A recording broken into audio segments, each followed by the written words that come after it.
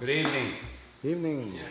I call to order the Planning Commission regular session, Cape Charles Civic Center, 500 Tazewell Avenue, July 11th, 2023.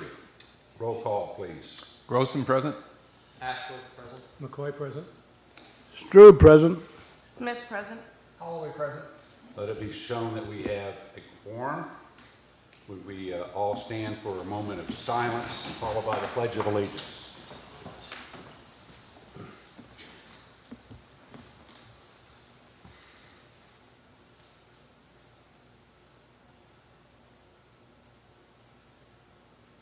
Join me in the pledge. I pledge allegiance to the flag of the United States of America and to the republic for which it stands, one nation under God, indivisible, with liberty and justice for all. May be seated.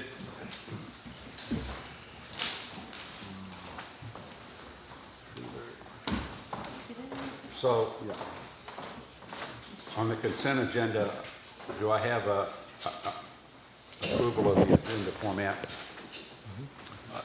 Mr. Chair, I'd like to make a motion that we change the order of business here and swap 6 and 7, dealing with new business first before we go into the unfinished business, which is going to linger on for a while. All right, that's a good point. Thank you for doing that. So we're going to swap 6 and 7. So 7 becomes the new 6, and 6 becomes the 7.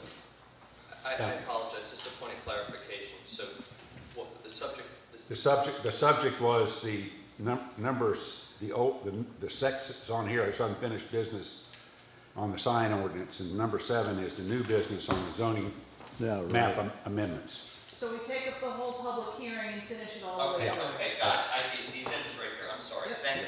Thank you. Okay. Okay, so based on that, do I have an approval of the agenda format as amended? So moved. All right, I second. all in favor? All right. Opposed? Aye. All right, approval of the minutes. I have two comments. I would normally let these go, but because people actually read these.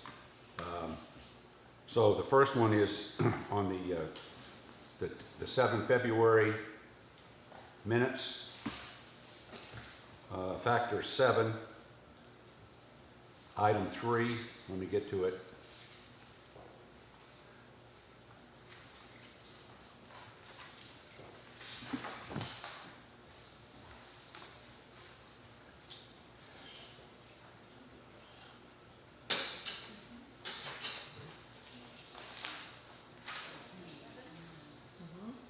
Factor 7, item 3. It says, the item 3, it doesn't have comp plan in there, and it should be comp plan. Where is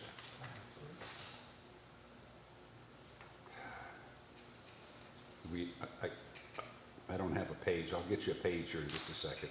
Okay, here. Factor 7, Bill? Factor 7. Factor 7, it's a page, it's... Item 3, it says additions to it's on page 11. Page 11. It says, non-conforming manufactured homes must be permitted to be replaced by right. Consultants reviewing ordinance against this. No, I'm sorry. Additions to non-conforming dwellings for accessibility for seniors, zoning ordinance, it's not yet. I do see in item 6 below, it does say consider comp plan. Comp plan? Yeah, we'll get rid of the T. Yeah, that's it. I'm sorry. It's item 6. Comp. It's comp plan. Gotcha. And then the next one is on the 2 May.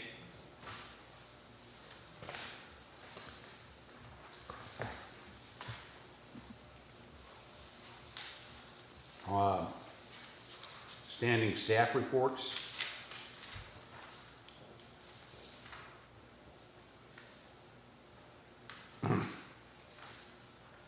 So it says, on number A, Ms. Nunez summarized that the town council has come to agreement with Bay Creek on amend of annexation agreement, pause subdivision applications might become more active. I don't know what that means. Sure, so again, the town council's come to an agreement with Bay Creek on amending the annexation agreement, Okay, which currently has paused our subdivision applications right now, or at that time. And with that agreement being resolved, it might make our subdivision process more active. okay, So we All right. can fix that. all right. Probably a comma after that. Yeah, we can do that, we can fix that. That's all I had. Did anybody else have any? Yeah, I had on also the May 2nd, the last page, the meeting time when it Yeah. completed needs to be filled in. It's 7:09 PM. Sorry for that. Anybody else? I'll make a motion that we approve the meeting minutes with the 3 corrections that we had offered. Second. Okay, I have a motion and a second. Any discussion? Further discussion? All in favor? Aye. Opposed? Unanimous? Okay, item 4, public hearings. Cape Charles Planning Commission will hold a public hearing on Tuesday, July 11th, 2023 at 6 p.m. in the Cape Charles Civic Center, 500 Tazewell Avenue to receive comment on the following request. A zoning map amendment, ZMA 2023-02, application from Nancy T. Rooney to rezone 107 Mason Avenue, tax map number 83A3-2-1-74, and tax map number 83A3-2-1-75A from Commercial 1, C1, zoning district to Commercial Residential, CR, zoning district for proposed use pursuant to Cape Charles zoning ordinance section 3.5. A zoning map amendment application from RL&B Seaside Investments LLC to rezone tax map number 83A3-2-1-75B and tax map number 83A3-2-1-77 from Commercial 1, C1, zoning district to Commercial Residential, CR, zoning district for proposed use pursuant to Cape Charles zoning ordinance section 3.5. So, Mrs. Zoning Administrator, it's yours. Sure. So again, in my staff report, I've indicated during our comp plan update in 2022, we had discussed these 4 lots and the possibility of rezoning them from commercial 1 to commercial residential. And some of the history on this is the 2 of the lots are under common ownership of RL&B Seaside Investments LLC, and 2 are under common ownership by Nancy T. Rooney, with 1 lot being vacant and 1 lot with a 3,300 square foot 1-story building. That was supported during our comp plan update, and so that was then brought forward to you at your February meeting as the Planning Commission to see if you would be the applicant or proponent for such a rezoning. And at that time, you indicated you would prefer that the property owners actually be the applicants. I have since met jointly with the 2 owners, and they agreed to do a joint application, which is what is before you now. This has been ongoing for some time, more than 5 years, that the owners of the building, the Rooneys, and the subsequent family prior to Ms. Rooney herself, they've approached the town on several occasions for this property to be permitted for residential use. Unfortunately, under our commercial 1 zoning district, the only way to approve a residential use is through a conditional use permit process with a key criteria that the residential use would be 2nd story or above the 1st floor commercial component. And they indicated they were not in a position to bring on an addition to the property to meet that criteria. So they've continued to work with us trying to figure out what would be the best course of action. I wish we'd been able to give them proper advice along the way, but fortunately we have now moved them in the right direction, I think, through this rezoning application. So with that said, when we reached out to the adjacent property owner with his 2 vacant lots, he also, again, has had no history on that property over the last close to 30 years that we could tell, and then we even went back to the Sanborn insurance maps. We never could see if this had ever had any sort of commercial development. So I just don't think it's the proper zoning designation to get the maximum use of this property, and that really is our goal, is really to have this be developed appropriately, and not just sit as vacant real estate, at this point in time. So, with that said, when I look at a zoning application that's now come in, we look back to our comprehensive plan. As I said, it's been supported through that process for this to look at not just a pure residential, but more of a transitional block, potentially, of being a commercial residential block transition, and I think this is an appropriate use of that. And to give you some idea of where else we have CR in town, if that helps you understand from a zoning perspective, pretty much from the town hall building, as you head towards towards the Kellogg building or 1 Fig Street, that's all zoned CR as well. And so there's some sprinkled commercial residential usage going on, and actually on the corner block just before the town hall building, that is also zoned CR. And up until this last winter season, that house was the home of DACA Tea. So that is, again, another example of what we're looking at under the CR district, is to have a mix of commercial and residential use going on of a low impact nature. And we think this is an appropriate zoning application to your consideration for the CR zoning district. So with that said, we would encourage your recommendation in support of this application. I know Ms. Rooney is here, if you'd like to hear from her in support of this application. The one thing I did do, just so you're really clear what the uses are, I gave you the full chart between the commercial district and the CR district, so you get a good sense of, I do think the C1 was just not quite the right designation for this particular corner of these 4 lots, and a CR is a better fit for this. Any questions for me? I'll hold my questions until after the public comments. Okay. Do we have nobody who signed up to speak?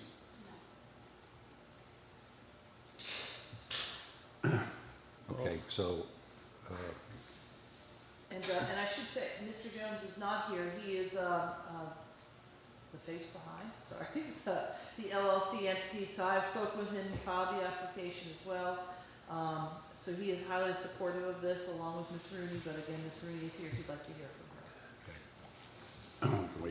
we can wait till that. Can I get a motion to close the public hearing? I'll make a motion, close the public hearing. We have a motion and a second to close the public hearing. All in favor? Aye. Opposed? Great. So, do we have any citizen comment period for any item not subject to the advertised public hearing? I do not have any. All right, great. So now, item 6, the new item 6, new business. Zoning map amendment 2023-2 application from Nancy T. Rooney to rezone 107 Mason Avenue from commercial 1 zoning district to commercial residential CR zoning district for proposed use pursuant to Cape Charles zoning ordinance section 3.5 and zoning map amendment 2023-02 application from RL&B Seaside Investments LLC to rezone tax map 83A3-2-1-75B and 83A3-2-1-77 from commercial 1 C1 zoning district to commercial residential CR zoning district for the proposed use pursuant to Cape Charles zoning ordinance section 3-5. Mr. Chair, I'd like to make a motion so we can open up a discussion. A motion to recommend the rezoning of tax map parcels 83A3-2-1-74, 75A, 75B, and 77 from commercial 1 to commercial residential. Okay, so we have a motion on the floor. Do I have a second? Second. All right, so I have a motion and a second. Now, discussion. Yeah, I had a question, Katie. When you go through the permitted uses, here it has single-family dwellings as a permitted use. So on the vacant lots right now, a house can be built, and I'm fine with that. The question I really have is on the 107 Mason, we have a family unit in the rear, is that going to be considered the single-family dwelling for that whole building?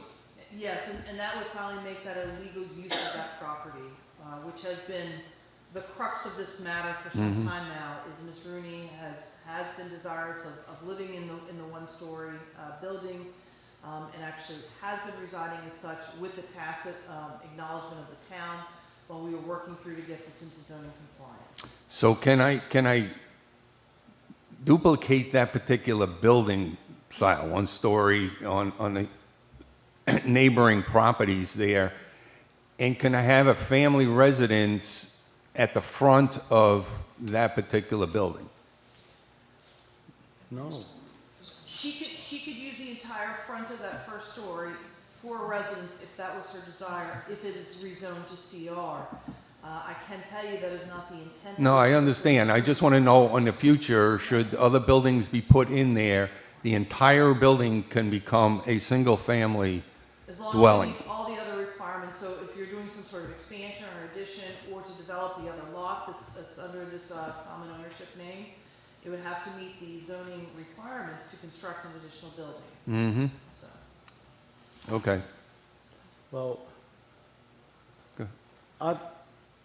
I read through the commercial residential designation. It's pretty clear that the residential part has to be on the second floor. It's not permitted on the first floor. No, that's in the C1 district. In the CR district, it's a use C1 allowed. doesn't allow it at all. C1 allows it only if you construct a second story for a residential Okay. component to happen on the second story or above. Are there any other examples where there is anything other than commercial, on a commercial dwelling, all the properties on Mason, Those are all granted. it's, Well, as I just referenced, in the CR district, which is what they're proposing to move to, we do have such an example right across from the town hall on Mason Avenue. What used to be the DACA Tea House, that's still a residence, it was a residence even The tea while it house. was the DACA Tea House. They have since chosen to discontinue that particular business here in just the last year or so. But that's a residence that had a business in it and has now just gone back to being a residence again. okay. That's in the CR district today.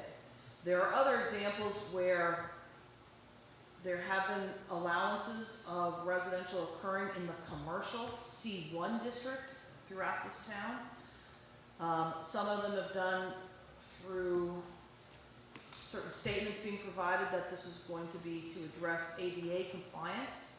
And so therefore, our ordinance was in violation of not allowing for first floor housing. And it would be violating the Fair Housing Act. Unfortunately, while those approvals happened and were given by this town, I don't think there were certain measures put in place to ensure that they continue to ADA compliant housing provisions. So some of those have now moved away from serving true ADA needs and have just been rented. Okay. So yes, there's been some inconsistent applications of residential use throughout the commercial 1 district that Could- occurred prior to my tenure. Could the entire first floor be used for residential? If this rezoning moves forward to Yeah. CR, yes, it can. No commercial would be required? No, no. That's why it said in there Okay. that the CR is allowed, and Yeah. Paul said it, to have a residential home by right. And I feel very strongly from a planning perspective, and that's what we looked at when we were doing the future land use map, is the whole first block of Mason Avenue towards the beachfront is purely residential. There has been a conditional use permit and a rezoning that was issued to the Northampton Hotel for that singular Yeah. lot to be That was part of the commercially harbor developed. yeah. Right. That went through a rezoning process. But all the rest of that is still residential development, and it's meant to be that way. So this gives us a transition, instead of just a smack commercial block that starts, it allows a CR transition for half a block for a period of time from that residential beachfront usage that I think is what is the more preferred and advantageous use of the property closer to the beach. And I think these corner lots, these 4 lots, have some appeal to being residentially developed to some extent. Because after, as I said, after all of these years, 3 of the lots have never gone commercial, ever. Yeah, and that was what I was wondering. Is there any desire to keep it that way that could be strengthened by, say, open space zoning or some other method to protect the owners that want to keep from building on that? Well, again, I think the owners are telling you what they would like to have by filing this application and petitioning you to rezone it from C1 to CR. Okay, They would like that flexibility for residential as well as some commercial. okay. Any other discussion? Okay, so we have a motion on the floor and a second to, I'm gonna make sure I get this right, just a second.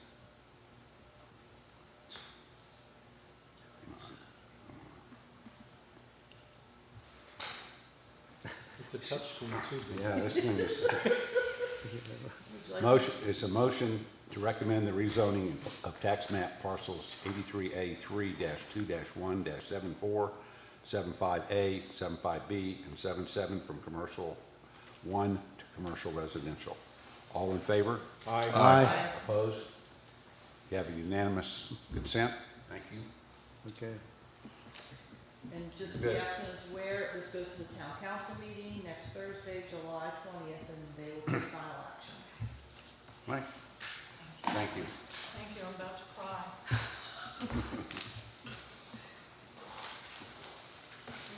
Next item, unfinished business, continued discussion of possible zoning text amendment, sign ordinance, and comparison of industrial districts. Oh, yeah, right. The Bible. All right.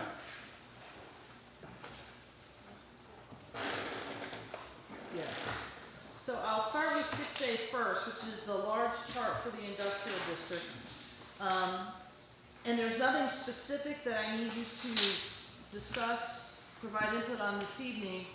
As I have continued working with our consultant on our overall zoning ordinance amendments, we felt, yes, there's quite a bit of industrial zoned or zoning districts that we have that really don't have the quite distinction maybe that was intended when they all were created. We don't have a suggestion what should be changed at this point. And when I have talked with the town manager about this, we think this is probably gonna be one of those items that we would like to revisit when we bring a consultant on to help us look at a zoning master plan for the harbor itself. And have them really look at what should be zoned industrial versus light industrial versus harbor light industrial versus, you got an M2 in there too, so I got another industrial district. And maybe it be part of that process. So we felt putting all of those districts on a chart so you can see what's been identified under statements of intent, under the types of uses, under size and dimensional regulations. We felt seeing it in a chart across all of the categories would be useful for your review and consideration, and to just kind of keep it handy. And when we do bring on the consultant to start working with us on the harbor master plan, we can pull this back out, we'll provide it to that firm as well, and then we can start having that conversation. What amendments should we be looking, if any, relative to each of these zoning districts that have been established? And I felt it was important, while you're doing this, is also then to look at your zoning map, which is, I hope everybody got one, because I ended up with one spare, but I think you, I didn't get one. anyway. Okay. I got it. So, again, you can always find this on our website, I can always print you some more if you don't have one handy. It just doesn't hurt to look at where each of these are colored in as to what the zoning is supposed to be associated with it. It's a little, not jarring, but I don't think we've quite achieved what we were trying to do when you created each of these zoning districts, that's all. Okay, Yes. when we were working with the comp plan, and I was looking at the land use, future land use section, I really did think that when we were looking at what was the former rail yard, that part of that would have a new zoning, reading of CR. That part of it would be commercial, like the 2 two-story building with some residential on the second floor. But I didn't see that mentioned, you know? I don't recall, I'd have to go back and look under the comp plan and the future land use map conversations and discussions we had there. Yeah. I know from a zoning district, there was no talk of rezoning any portion of the former railroad yard at this point in time. It was always viewed that it can be petitioned when a developer or developers come forward to acquire the land or start to advance some proposals for us. It's too soon. It's too soon, Yeah. which again just underscored why we really need to get a harbor master plan Yeah. under our belt Okay. sooner rather than later. And as I think I've told you before, we actually requested funds in the FY '24 budget, which have been adopted by the town and are now effective as of July 1, and that's actually one of the RFPs I'm starting to work on now for the town manager to consider releasing, so that we can get a consultant brought on board. We're hoping by the fall. Great. I'm hoping early fall, but I won't guarantee that, so. But we're with you, we're aware that we are somewhat vulnerable in how the development could happen, so we need to get all of our ducks in a row really soon, Yeah. yes. Well, to go along those lines there, we had talked on that Canoni property, we have an M2 section that's sitting outside Rayfields there, the old ball field. Right. And when we go through rezoning into the future, I certainly don't want an industrial designation there. So that was one of the discussion items that we had during that time, but we didn't at the time change anything. Right. So if you need a zoning map, just let me know, we'll get you a color copied one printed for you. We can do it slightly larger than this, I won't do you my wall size one, but I'll give you slightly larger than this. It helps, as you look at each of these, to really start thinking about what it looks like on the ground there, and did you really intend that? Especially reading through the statements of intent, that was important for me, because some of them, there's really not the diversity you might think you were writing in the ordinance. They're really kind of similar. Yeah, when we went through, and I got a chart that I cut and paste together, at least the M2 and the general business light industrial H1, because if you remember, we were rezoning property over in the concrete plant area. I had come to that conclusion too, when you put those side by side, which you have now typed, Yes. okay, it's almost the same, 90% the same. M2 squeaked in the concrete plant by right because they had overlooked that at some point in time, and they stuck it into M2. But when you look at the GBI H1 and M2, they're almost identical. And some, it's very odd. It's almost like the permitted uses and the conditional use permits was scrambled, where in one section you required a conditional use permit, but in the other, no, it was by right, and vice versa in other establishments. So I agree that those two perhaps can be most likely combined. The other aspect was the M1 district. Right now, that's only the Virginia Port Authority piece of land and a small strip of Canoni property going up. And, you know, the designation of M1 there, to me, is meaningless. Right. We're not going to place any factories or small business shops or what have you on that section of land. Right, and for those who don't know what that section is, that's where the spoil site is, when we dredge the town Right. harbor or beachfront, we'll be right, using it as a yes. spoil site for that Right. whole stretch. You can't see it much because the berm's up pretty high, Right. that's what it is, and it's owned by the Virginia Port Authority. I don't think they knew what else to zone it. Right. And so those Right. are just some of, that's why I said, looking at these and really understanding the current uses going on and what our intent was trying to do. And again, that's why I said having a consultant here will really assist us, because we want to ensure that whatever we're doing down around the harbor, we're really ensuring we're creating a zoning district that will really allow, for the most part, or with certain criteria, really harbor-based industry. We really want to make sure we're promoting what would be businesses that should be around the harbor and can be around the harbor, will be around the harbor without many hoops to jump through, that really attract, that we're trying to posit this harbor to be a thing for development more than anything. And that could be a mix of residential, some uses in here too. I'm not saying residential is clearly stricken, but I wanna make sure that we don't necessarily look at the residential right on the harbor. They may be back a little bit, they may be higher, but those are things a consultant can help us start to visualize what those should look like. So that's why I wanted to give you this, because as we were going through the zoning ordinance revisions, this really struck me and the consultant as I don't think until you see it on paper, boy, we didn't quite get this even close. I'd like a copy of that, please. What? I'd like a copy of that, please. Absolutely, of the map? Yes. Yeah, you can Yes. do that. Thanks. Okay.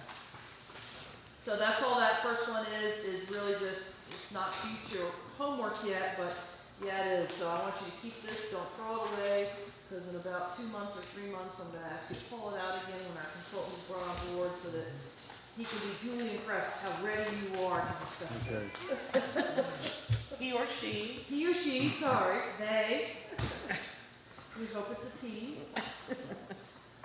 Okay. Okay, Katie, could I ask, has there been any movement at all in the disposition of the property, the railroad property? Is that still where it's always been? I haven't heard anything different, I'll be honest, so Okay. I can't say that's been at the top of my list of things to do over the last 2 months, and I have not. All those talked- things that are sort of hung up still remain in that state? Right, and I haven't heard from the town manager any differently. I know he's Okay. been in various stages of some conversations with I railroad didn't have any reason to assume, on I town just, leases, et just, cetera, so I don't know. And maybe, I can get that update and provide it to you for your August or September. and we don't know if there's any holdup, any reason for, Not that I'm aware of, no. not that we have a right to know, I guess, but it doesn't help, okay. I just haven't been inquisitive enough relative to the railroad, because I've had more than enough of other things occupying my plate, candidly. Like Bay Creek? Few things, just a few things. Okay, moving on to the item I do need your help with tonight. So as I said, we've been working a lot on the zoning ordinance amendments. The sign ordinance, you've seen my memo. Yes, and it is enlightening and scary at the same time, because it just shows how important, how careful we have to be getting into the ordinance, making sure we're doing it right the first time. Yes. And thank God for the attorney. That's all I can say. So with that said, so clearly we need to ensure that when we move forward, that our current sign ordinance will move out of this ordinance, and we will put something in its stead. And so that's really the conversation I'd like us to have tonight. And so, yes, we have given you a model sign ordinance. I did not draft it. This came from the Local Government Association, the Local Government Attorneys Association, I should say. And that is for all of the towns and cities and counties that have professional governmental attorney assistants. This is their association, and they came forward following the Supreme Court decision in 2015, thank you. That came out that pretty much struck down sign ordinances that were content-based on speech. Yeah, And when I say that, meaning, do we have a provision that talks about real estate signs? Do we have a provision talking about political signs? Do we have a provision talking about the types of signage? Yes. That sort of language. Yep. And we do. We clearly have that in Yes. our ordinance. And the Supreme Court said, no, can't do it based upon speech. It can be based upon other factors, but just not speech. Right. And some of the other factors can be based upon size, based upon materials, can be based upon location on the property. It can be based on aesthetics, too. It can be based upon aesthetics, and some of it can be based upon its proximity to roads and safety issues Yes, for right. pedestrians. Yep. Vehicles, any other passenger, automobile, boat, traffic, Right. who knows what. If we think that might distract them because of the signage that would cause a traffic accident of some sort, then that really is under our purview from a local Yeah. government perspective. Yep, right. So, with all that said, if we can delve into the model ordinance, and I'm opening the conversation before I get to the specific items I want to get covered tonight that I think we still need to pick and choose between what the model ordinance was drafted for, because they didn't pick out every last thing, they left some options for the localities to center on. But I think we can have an open conversation first. Thanks, Kate. I just want to underscore, first of all, what Dennis said about complexity of the issue, and to my read, the complexity of the model ordinance that's been drafted. I think we do have to get this right the first time. And interestingly, I mean, in the Gilbert case, the town of Gilbert used the aesthetics and traffic safety arguments as the significant government interests that were narrowly tailored to justify the content-based regulation.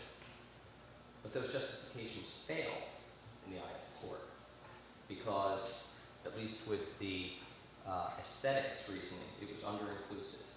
It regulated some types of signs due to aesthetics concerns, but didn't apply that same standard to different types of signs in the exceptions to the ordinance. So just coming up with the reason that we're doing this particular sign for aesthetic reasons doesn't pass constitutional muster. We need Same that thing, consistency. same thing with the traffic signs. Again, under-inclusive in that, and the court said right in its opinion, there's no reason to believe that directional signs pose a greater threat to safety than do ideological or political signs. So it's not so simple as just to sort of slap a governmental interest on a regulation of aesthetics or traffic safety, and have it being under-inclusive and not treating all types of messages or information in the signs differently. So I just want to, again, and I say that because it was raised, and secondly because I think this is going to be a little more difficult than it looks at first blush. Well, and just to share, because Bill and I had a conversation earlier this afternoon, one of the benefits of our oversights is we are late coming to the game.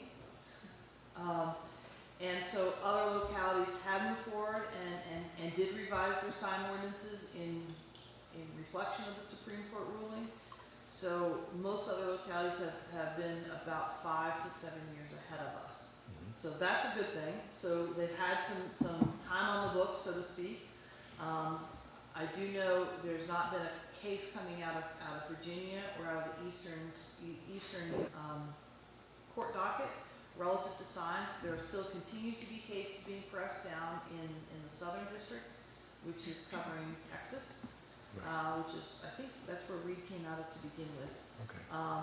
And most recently, they had another case that went in 2021 to the Supreme Court, but was overturned and upheld the locality's sign ordinance, feeling it did not violate free speech at all. And that was dealing more with on-premise versus off-premise signs, believe it or not.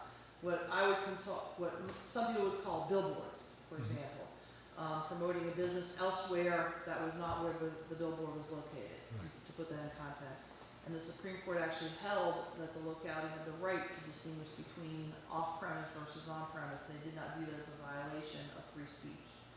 So there has been some testing still going on of sign ordinances. I'm not going to say this is done. It definitely is not an issue being driven anywhere, as I can see so far, out of the Eastern Seaboard communities.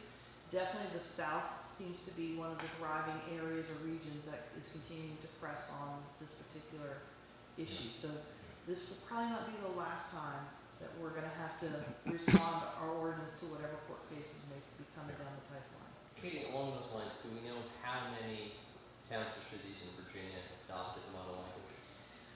No, I don't know, because each of them have made tweaks and didn't adopt it exactly the same. They took elements of it that they liked and didn't like, things of that nature. But I know in our conversation with the local government association, when this first went through, because they were heavy on the tour circuit, so to speak, in 2017, when they rolled out this model ordinance for the localities to consider. They had presentations at both the VACO conference, they went to that twice, which is the Virginia Association of Counties. They went to is it Virginia? Thank you, VNL, thank you.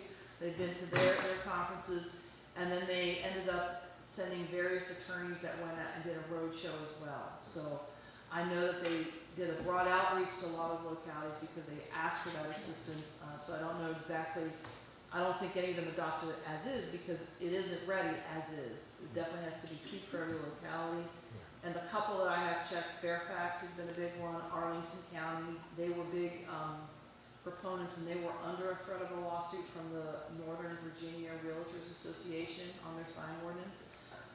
They have since backed off, and they have not threatened any litigation against either one of those two communities since they had made amendments to their sign ordinance. So none of that surprises me. So, I don't really know the North, I don't know those- their issues with the Realtors Association, but they were That strong the- proponents. That the northern counties would be aggressive to Yeah. adopt the model bill. And the reason I ask is it's important to find out how many cities or counties have actually moved forward with this. I mean, we're talking about, quick notes here, we have 229 incorporated places in the state, right? We have 39 cities and 190 towns. If we're talking about, only a few that have adopted it, that would sort of cause a little bit of concern. That's the Well, first. I think some history here would help put this in context.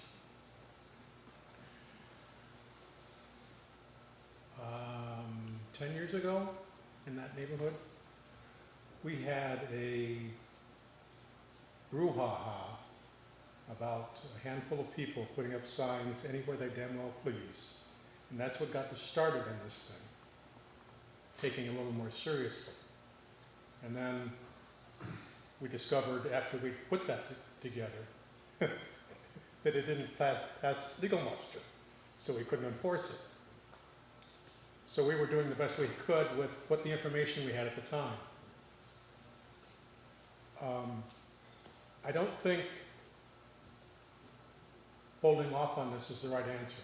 I think doing this judiciously and thoughtfully is the right way to go.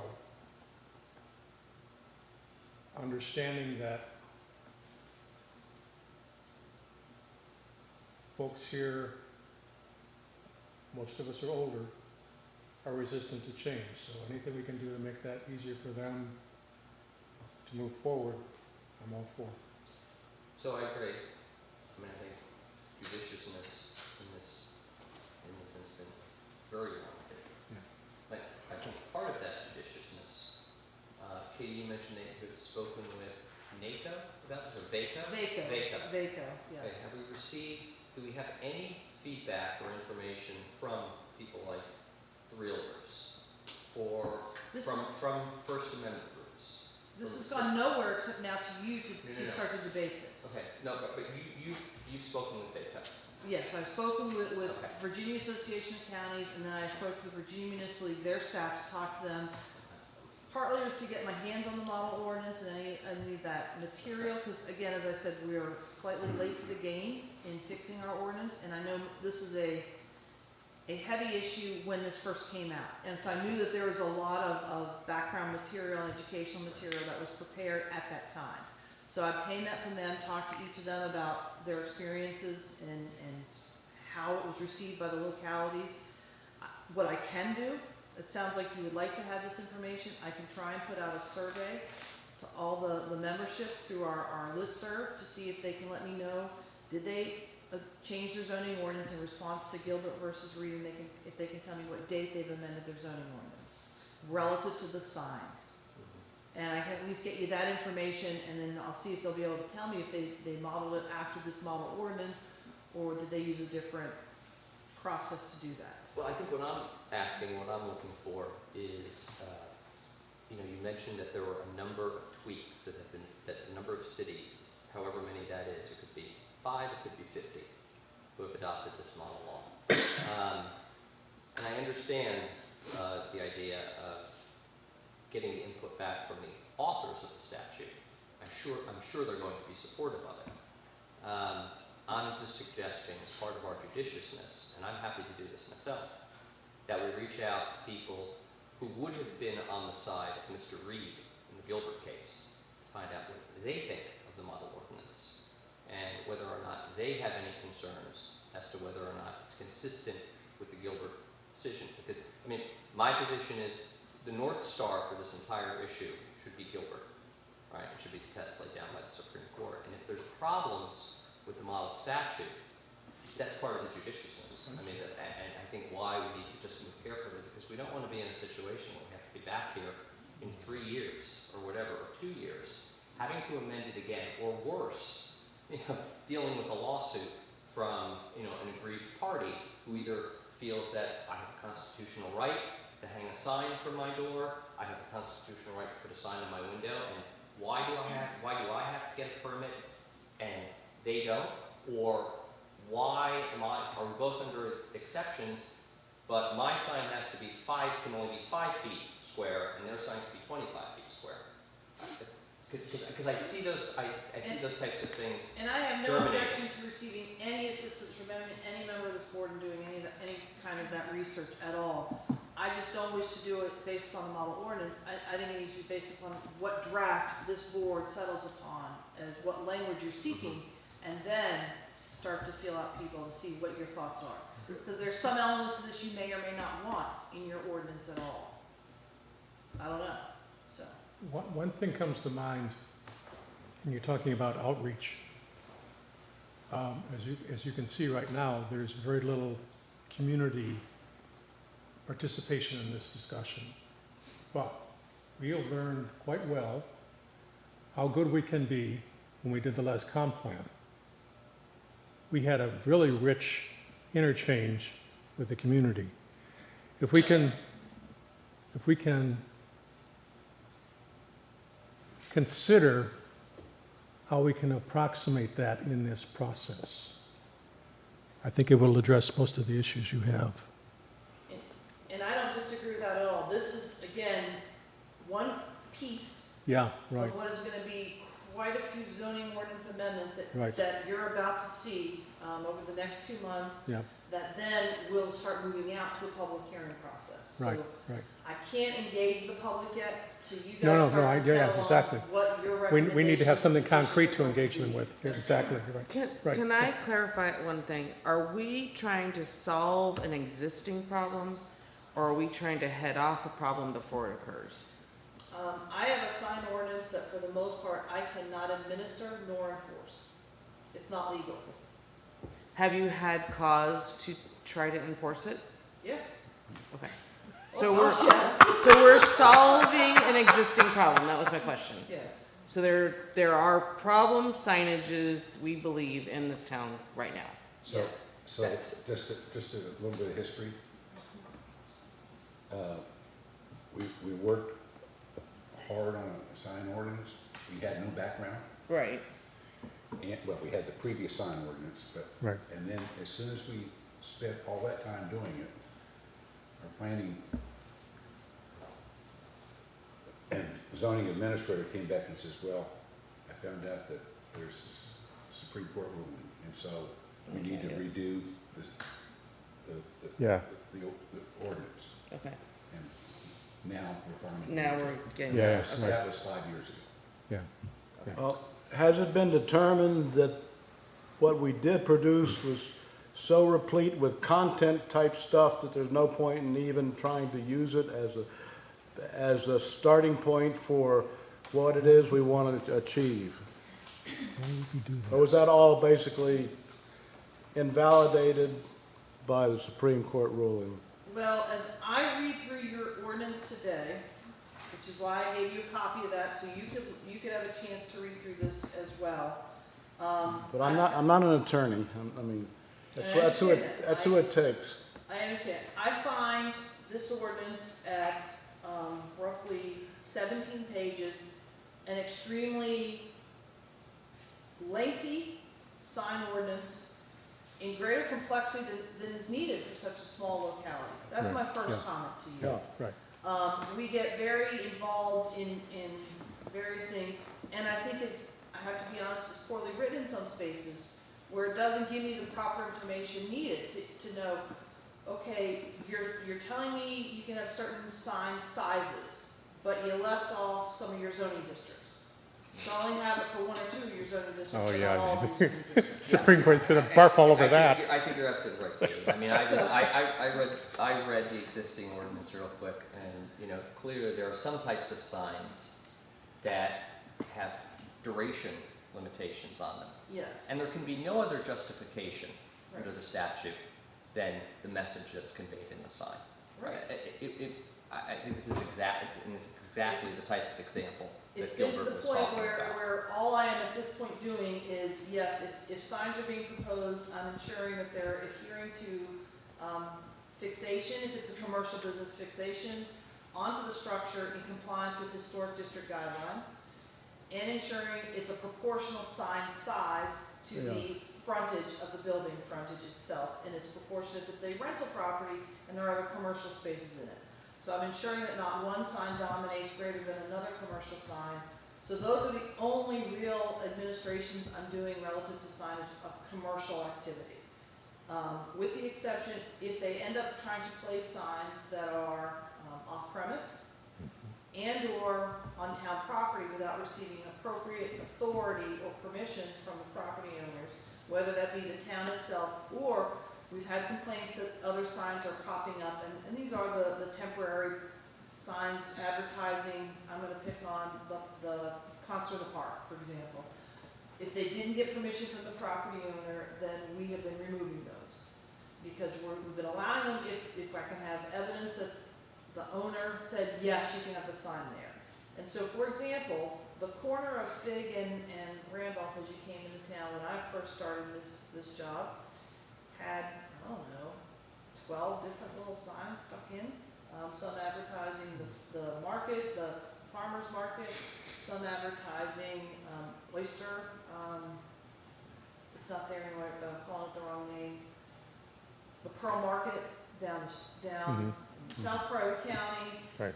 Yes, it had concert in the parks, it also had the oyster restaurant sign was there. There were a bunch of signs that were at that location, and that's town-owned property. None of them had permission from the town to put those signs there. So we dealt with that. So that has been, as I said, very limited means of what I have enforced and administered of this ordinance, just because I didn't want to enact something that I know was in violation of the Supreme Court ruling. So I'm not ruled on any particular sign's content at all, and I'm not judging anything that they may say. And so, for example, we have a window display that's been there on Mason Avenue now for some time. It can continue to be there, because that is a free speech issue. Yes, while public art is covered under most sign ordinances, Right. and we've indicated some language for that consideration from us as well, that's received a lot of complaints to our community about it. I just want to make you aware, fixing the sign ordinance isn't gonna make something like that go away. Right, yeah. That's content, and people can have that. Or not. Or not. I mean, you can try and sort of, again, you can try and regulate We could say no public the art. duration. Right. We could do all number of things, You and could. and in fact, actually, I think on that particular storefront, once we fix this, we do have a mechanism to deal with it, because there is actually no active business that is promoting. There is nothing going on in that building. It is a vacant, unused building that is using its commercial storefront for a message delivery, nothing further. So Shannon took my question that I got right out of my mouth, what I was sort of thinking. By the way, this is an Arizona case, not Texas. Arizona, I was wrong, sorry. Gilbert. I knew it was the south somewhere, I couldn't remember exactly where. I consider Arizona south. It's Shannon, you're from Arizona. I am from Arizona, yeah. So, and that's kind of what I was interested in. I mean, I've been coming down, my wife and I got married at St. Charles in '08, so we've been down here for a while. But the case was decided in 2015. And I'm just wondering, to Shannon's point and her question about what has been the reaction, if any, or the difference in the number of signs, the placement of signs, the content of signs since Gilbert? I mean, to her question about what's the problem we're trying to solve? I mean, have we seen, a year after Gilbert, are now signs popping up all over the place? Is it pretty much the same? Is it a little less? That may have more to do with your staffing or lack thereof, or turnover of staffing, Mhm. than anything relative to this ordinance as a whole. I don't think signs is at the forefront of the zoning office's responsibilities and oversight. And that's been a bandwidth issue, not a risk management Correct. litigation issue. So, So has that allowed a proliferation of signage to occur in, I'll say, the commercial district alone? Yeah, in some spots, yes. Okay, and is that due to just more businesses being there, or is that the existing businesses and residents just throwing up more signs? I would say bingo to the last one. Really? And some we now have some lighted signs. Do Okay. we agree with the lighted signs? I don't know. So those are the things that have never been overseen, and their signs have gone out without any sort of permits whatsoever. Yes. But there are signs in the existing ordinance that don't need a permit, correct? Yes, but some There are of these are quite exceptions. large that should have required a permit. Oh, yes. Understood, but I make that point because I think that's where the rub comes in. You can require permits, and that's what happened in Gilbert, right? The town required permits Right. for all signs, and then they listed out the exceptions. And the exceptions and the different standards inside of those exceptions is what caused the litigation. So, go ahead, Shannon. Sorry, I didn't mean to cut you no, off. it's okay. I just, once you start down this path, then you highlight what you can and cannot Mhm. forbid or allow, you may find yourself with people who will use what you cannot not allow, to pardon the double negative, and will take advantage of that. And so I just, That's every section of this ordinance. yeah, I just, Existing that's ordinance, why, yeah. that's why I'm asking. Yes. Are we solving for a problem? And even you're saying, oh yes, there are signs that should have had permits. Nothing pops in my head as a gas leak. So I don't, So, I'm not aware of what those for are, but- example, I can tell you this past week alone, we've had signage go up on the beach for business. We okay with that? well, I mean, they didn't have permission to put a sign on the beach, right? Because the beach is town property. So that's already under our, Well, that's part of the sign ordinance. So if I Yeah. don't have a sign ordinance at all, yeah, but we, then, This- so that's why I said, we need Yeah. to solve some issues here. But Yes. Shannon's point and your point about the commercial sign on the beach goes back to Dennis's original point, which is complexity and judiciousness. Yes. If we're gonna now get into a discussion of regulating commercial speech versus non-commercial speech differently, we're gonna open up an entire new can of worms. Yeah, So absolutely. I'm not saying we should, I'm not saying we shouldn't, but there's a lot here. And that's why this board needs to have this conversation and debate this.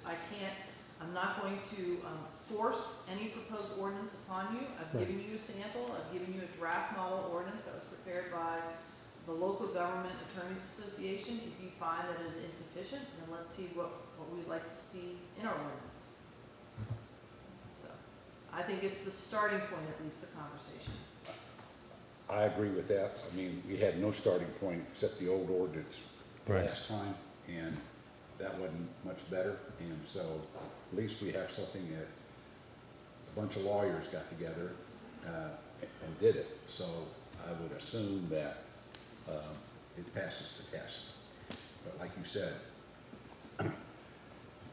we may have particular things, and you've even kind of said, hey, which one, this or that, so I think it's a good starting point. So we ready? One more question. Okay. Would it make sense to have a subcommittee group to work through the details while we, to sort of like address all of the questions and all the concerns that everyone's raised? I agree with Is that. that- That's up to you guys. If you tell me. That's fine, I mean, but we have to get all these questions out. in the Correct. forefront. And then, Correct. you know, but, I mean, a subcommittee, it's worked well in the past, Mhm. so. Yep. That's fine. I Okay. like the idea of a subcommittee, because then that subcommittee can do research. Yep. They can go out, have their meetings, discuss it, figure out what best way forward, bring recommendations forward. So here is the only limitation I would like to ensure we put out there in the forefront. Time is of the essence, because we are trying to bring you at least a full proposed zoning ordinance amendment package. This is one of the last big pieces for the consultant to present that final document to you. Because all of this still requires going to public hearing and doing the public outreach that we need to do. So I don't want to get too hung up on, we need to go interview all the various groups associated with this at this point in time. I really need to hear from the planning commission, what might be your recommendation for a potential ordinance relative to signage.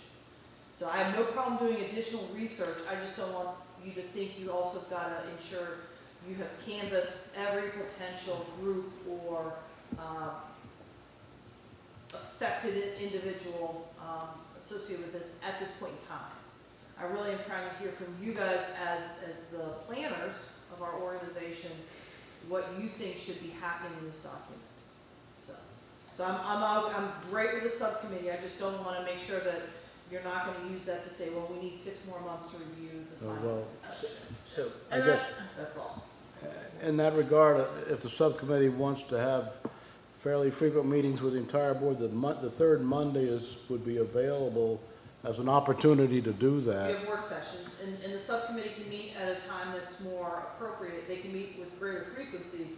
I just need to be realistic to my availability associated with this, because my task from the town council is move this zoning ordinance provision, what is going to be the proposed, all the changes out to a public hearing this fall. And that's coming really fast. And yes. And because I'm not just, once I finish with the zoning ordinance, that doesn't mean, oh, my job is done.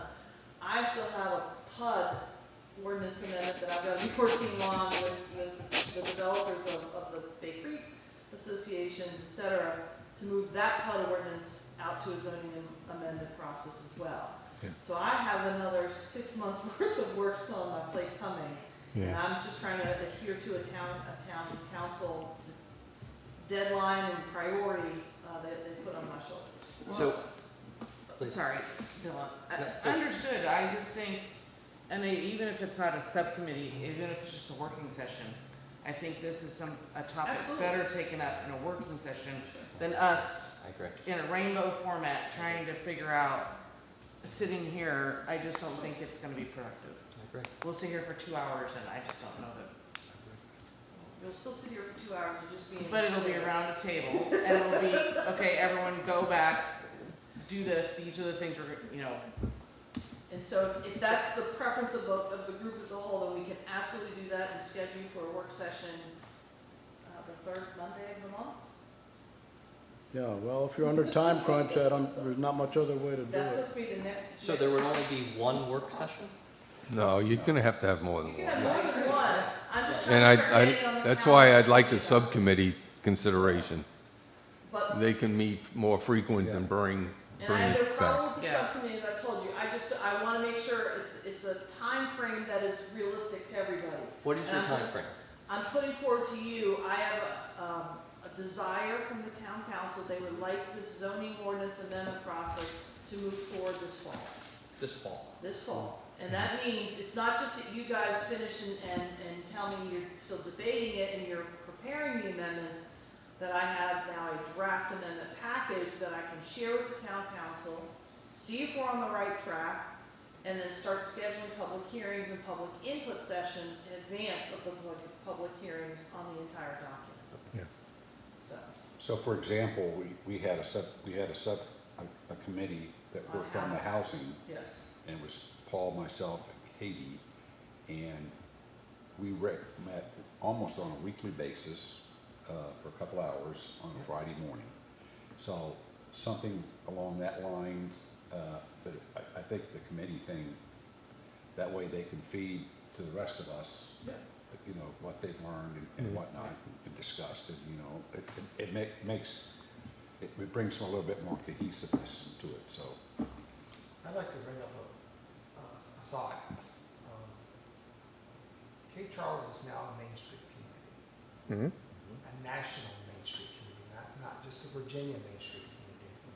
And they have a set of standards, one of which is signage. Before we go too far down the rabbit hole, I think we need to actually look at that, because they may have already solved some of this for us. Yes, yes. And we won't have to start from zero. I don't know whether they'll have the answers, but at least I think that is an avenue we should look at, okay? I agree. I agree. So do I need to make a motion to establish a working group for the signage ordinance amendments as part of the zoning, overall zoning amendments? I'd say go ahead. Go ahead. Okay, I make a motion to establish a working group for the sign ordinance amendments as part of the overall zoning amendments package to be delivered to the board in fall 2023. Early fall 2023. Early. Okay. I second. Okay, discussion? And then who might be those members on that working subcommittee? I'll volunteer. I'm happy to participate too. Okay, so I don't mean to pick on you two, but sometimes you're the ones who have the worst calendars that we're trying to schedule meetings on. That's true. Well, they would have to, I'm all in.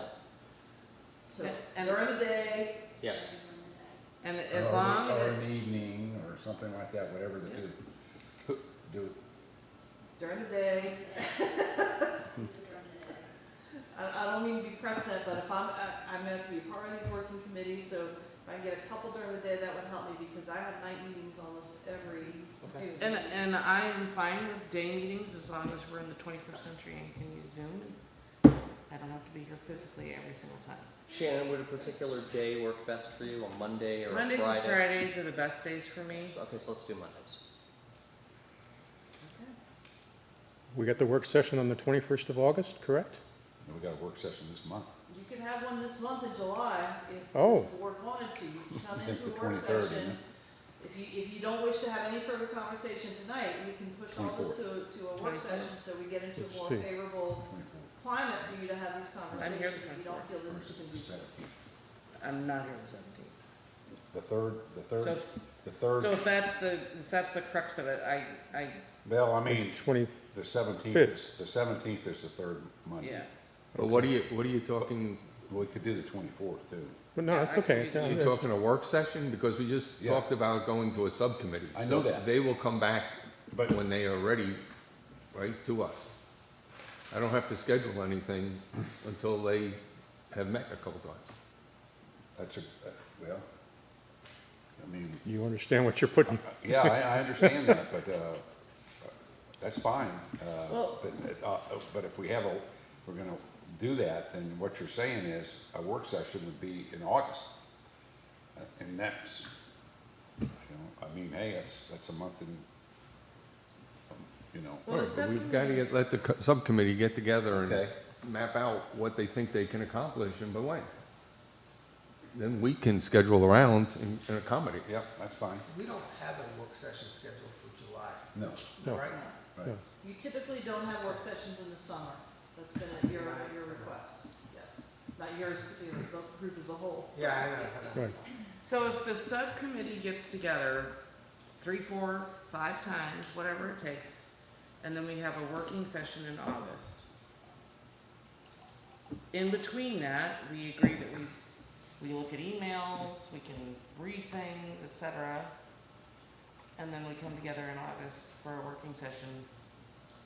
Yeah, just be careful with emails, because we cannot get into a situation where we're responding Yeah, and turning it into a conversation, it's so. informative only, right, Right. I mean, no response. right, no response, yeah. I just had a conversation as I came in tonight, giving her a hard time about what I'll categorize as noise emails from APA. Yeah, So, yeah, right. And we came to an agreement, it's okay, that's fine. Okay, so we still have an open motion sitting on the floor, so we need a vote. So, so we have a motion and a second, and we have two people that said they would sign up as committee. Unless someone else wants to take my place. Commissioner Dennis looked like he wanted to do and it. Commissioner No, Ashworth. no. I'm already saying no to the noise emails. I will, as part of the, Go ahead. let's just go ahead. So we have the motion, all in favor? Aye. Opposed? Okay, unanimous. I will do the stuff with the Main Street, okay? I will do that, I'll take that up. Thank you, Bill. That's my, Thank you. Thank you. So we're gonna schedule a work session the third Monday of August now? no, not until they come back and tell us. Okay, fair enough, all right. But I think we can at least, Katie, you put out all these sections that you had questions on. Can we at least discuss that, or do we not need to do that at all? That's your call, if you wish to talk about You- anything. I or if mean, you wanna defer all this to anybody, subcommittee. anybody, I'll leave it up to the subcommittee. If they think that this might be something that we might be spinning our wheels on until you guys get together, let me know. So, but these were the, where Katie said we need to discuss and decide the following items contained in the draft model ordinance. And so, if you're saying that we're not going to even, we may not even look at the model ordinance as a starting point. Well, I think we all agree that was a good starting point, right? Yeah, I agree with that. Yeah. Good starting point. Well, I mean, I don't know if everybody said that. I agree. Yeah. You agree. I You agree. You Fine, agree? That's fine. Agree? Everybody agrees? Okay, all right. All right. And I'd say leave the questions that she has up to the subcommittee to decide, paragraph 1 or 2. You know, I have my opinion, but that's just an opinion. Yeah. Just- That's fine. One thing that may help, and I don't want you guys to spend more than 5 minutes on this, is to come out with a statement of intent that leads into the Yep. package, so that we're all on the same page, we're all referencing the same reference point moving forward. Well, the statement of intent, right, should be to uphold and position the town according to the comprehensive plan. Right? And to abide by the most recent Supreme Court Yes. decisions. Yes, Yes. right. Well, similar to, again, what's in section 1, the findings, purpose, and intent statement Yeah. that's included in the model ordinance. Right. Yeah, right, yeah, exactly, Yeah. yes. Okay, Because that should keep us all in the same mindset. so, Okay, so do we have anything else here to discuss on? I did want to just talk to you briefly about where I am on the zoning ordinance as a whole, outside of signs. So, we're just about finished. This was probably the last piece we were trying to throw into the document. So I think at this point, I'm gonna be talking with the consultant again tomorrow. I've been doing weekly, meetings with them on our zoning ordinance amendment. So at this point, we're there. We're ready to start rolling out the draft to you, marked up. So, you're not gonna, the PUD ordinance is a bridge too far. It's too far at this moment, just because, and let me explain the process so everybody understands this, because when you actually read the PUD ordinance, there's a whole provision that says, all of these sections, and they list them, of the Cape Trail zoning ones, we accept en masse. And we have no problems, and we're gonna adhere to them. Our issue is, we wanna deviate from the Cape Charles ordinance in these sections, these chapters. And that's what the PUD ordinance then deviates from and tells you the whole things that they're gonna do differently than what we have elsewhere in the town. So the goal is I'm trying to get us to a zoning ordinance that the what are they called, sorry? Preserved communities can read and say, okay, will you take all of chapter 1, 2, 7, 9, to lessen the deviations. That's what we're trying to get to.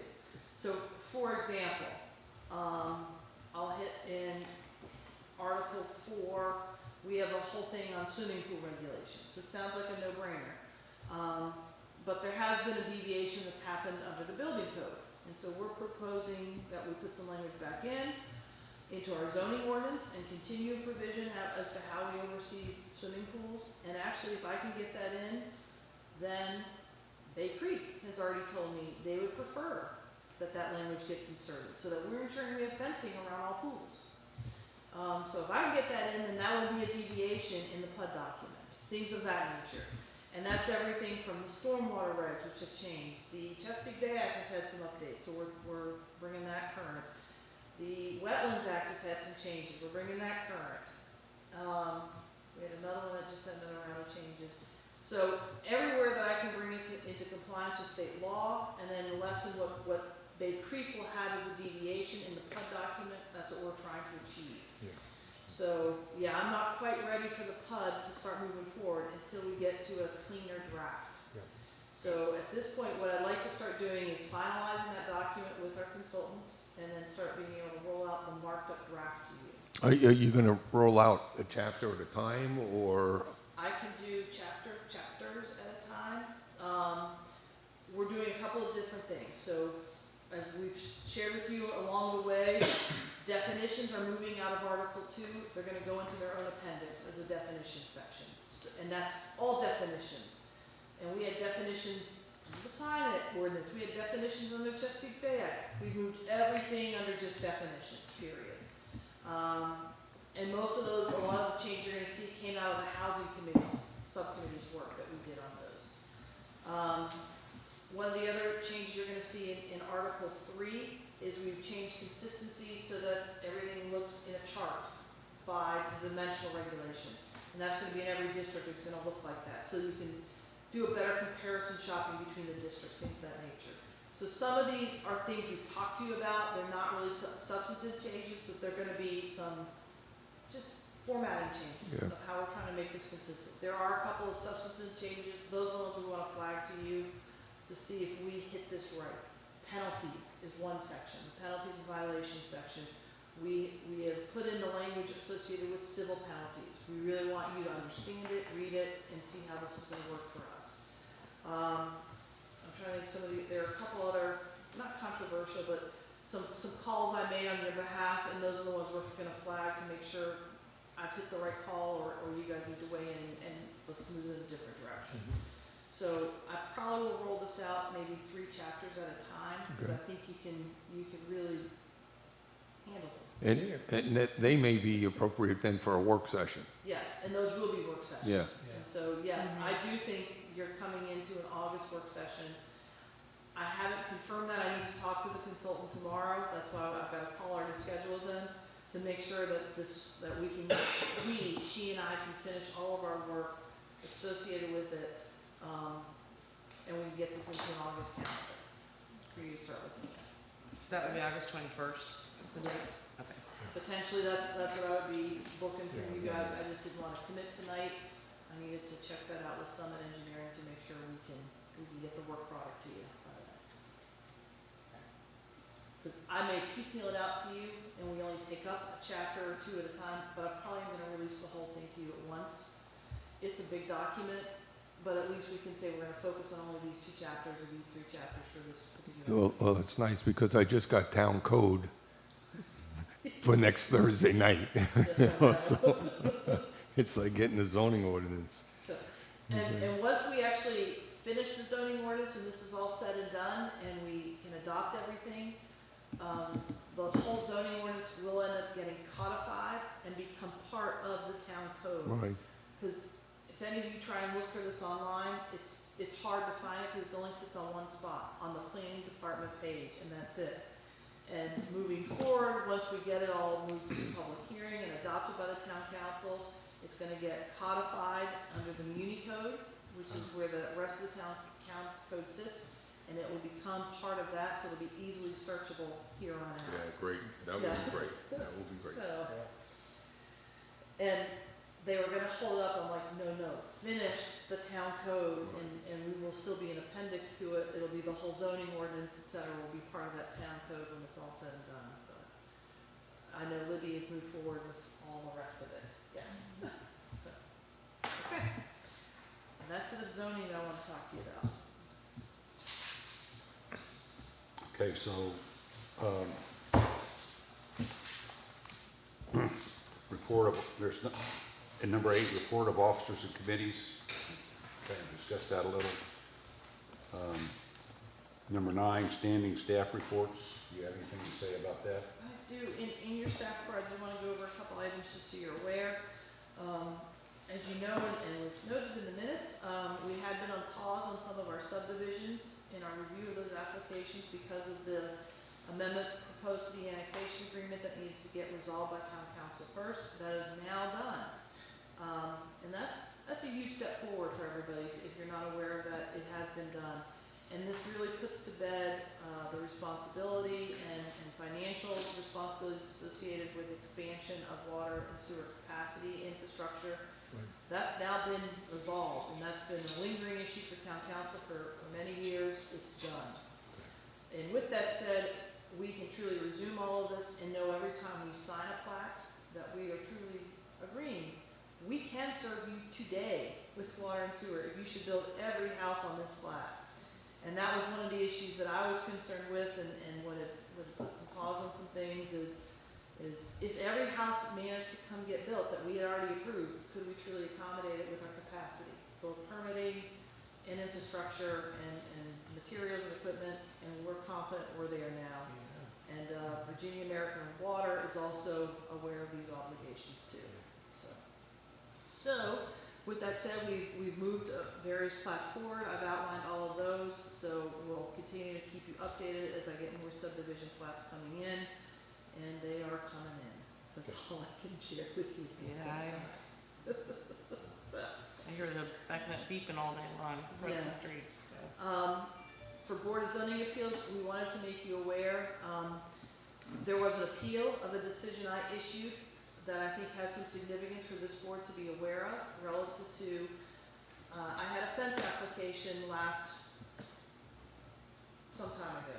I don't remember exactly when, over in the Washington, Jefferson, block between Pine and Strawberry Street, in which I denied the fence application because they were looking to place it within 1 inch of the property line. And under our zoning ordinance, there is a section that reads, if there is an alley, then it needs to be so many feet away from the alley. And I said that was an alley. I had seen evidence that had been provided to me from the property owners all along that entire stretch of neighborhood, giving the evidence of this, and the property owner who wanted the fence put all the way through his line said there was no alley. And so he appealed my decision because I denied him his fence, and I said there was an alley. He says, nope, no alley. I'm appealing your decision. I went to the BZA.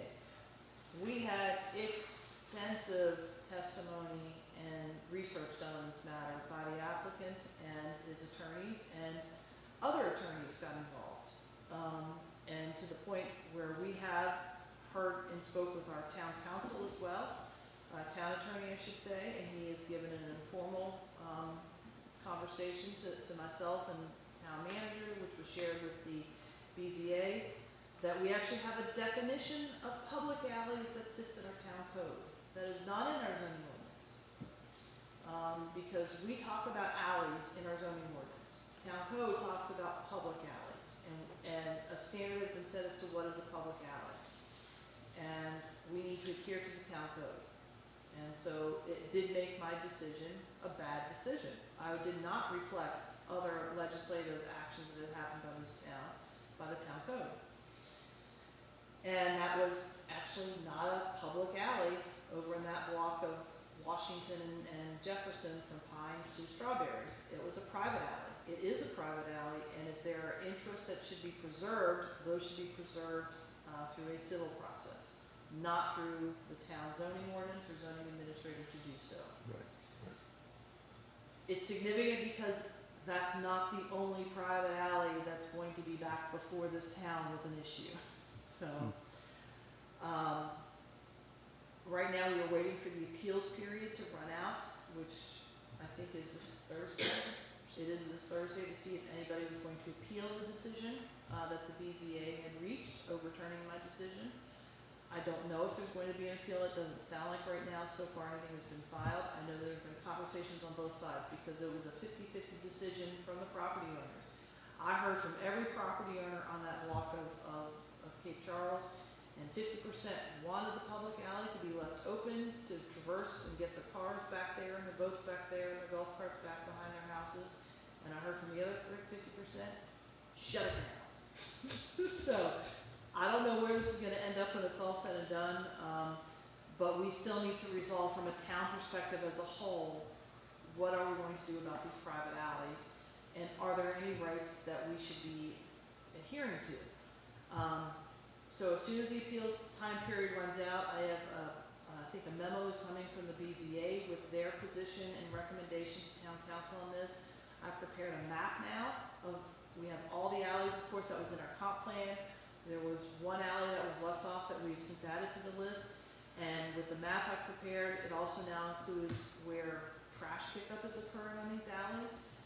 Are any of those public alleys or private alleys? Do we have that defined anywhere? Do I have it recorded anywhere? So that's still some of the research I'm still doing, trying to make sure. And we do have a definition of what is a public alley, as I said. If it has been platted, and that means not just platted for that little one lot, but platted from end to end, that tells me that's an alley. That counts as a public alley, or if there were evidence that every property owner had agreed to the creation of a public alley. And that did happen for a stretch of alley section off of the Mason Commercial District somewhere. I can't remember the exact block. So we have some stuff to give to town council for their consideration, to let them know how alleys are being used by the public sector. When I say public, the Public Works Department in particular, for the pickup of trash, and how they're getting in and out, because sometimes it drives all the way through, so we have that now marked, and other times they back in and then they back out. So we have all that for their consideration, just to figure out how we're gonna deal with alleys as a whole, and do we wanna make this a greater effort to try and get more of these to be public alleys, or are we going to leave them in this quasi state where people can block them off, and what happens then? It's not a done issue, but I'm bringing it to your attention because I think it eventually will move back over here to the planning commission. We may need your help in trying to figure out a plan of attack of how we're gonna approach alleys. Okay? And for the wetlands, I wanted to give you an update on that. We are back to having a full quorum of the wetlands board, so they did do a meeting, so we had an application come in for JPA up here at the north end of Bay Creek, that we're going to be doing a beach nourishment behind the existing stone breakwaters through that whole stretch of the North Colony properties. It will probably be more than a year before they actually start the project, but they've started getting all the permits in hand so that they will be ready to do this next summer. But you have an expiration of 3 years. Is that just to have them do the work within 3 years? Actually, state law requires that the local wetlands boards establish expiration dates on their permits, and that was not occurring here. So we're making sure that they do that in compliance. The state law does not stipulate what that timeframe needs to be, but just the timeframe needs to be established for the permit itself. And in talking with the state, that has been their general experience, 3 years. 3 years, Should be okay. more than sufficient to do the work. It doesn't mean they can't come and petition for an extension of that, assuming there has been work progressing. But we have permits on the book through the wetlands board that are just open-ended, and I work see. has never progressed, but we've put no timeline to close them out either. All right. So we're trying to close the gaps on a few of these things. And then lastly, as you noticed, Tracy has joined us this evening to help assist with getting the minutes and the recordings and all the notes done for tonight's meeting, because unfortunately, Alice Crockett, who was our part-time administrative assistant, tendered her resignation from the department, and her last day was May 19th. We have since hired Maureen Meditz, who some of you, if you visit the library, will see her because she works over there in a part-time capacity, and she is just started with us this afternoon.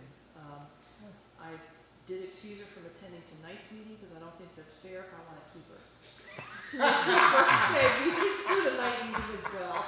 So she'll be here for the August calendar. So, we'll make sure she gets out, that's who you're gonna start seeing emails coming from Maureen Meadows when you see that. It won't be under her name, it's actually, we're trying to move our email accounts to be more, position specific. Okay. So it'll be coming as planning admin at Okay. capecharles.org, Got it. okay? Okay. That's it, that's all I got. Okay, next meeting, regular meeting is August 1st at 6 PM. That's the first Tuesday. Do I have a motion? to Oh, I adjourn? got just one quick item, just for interest. On signs, the county is also going through their ordinance. And they had provided a recommendation to the Board of Supervisors the Board of Supervisors meeting tonight, 2 weeks ago. And there were extensive comments on dimensions and, just a whole bunch of stuff. And tonight, they were recommending that the board actually kill the amendment that they were proposing so they can start all over again. All right, so I'm keeping them abreast of what we're doing and keeping that dialogue going because they're going through the same kind of things. And the county attorney is now, the new county attorney is involved. Oh, Okay. can I make a motion to adjourn then? Second? Okay, so we have a motion and a second to adjourn. All in favor? Aye. Opposed? Okay, Thank you all. thank you.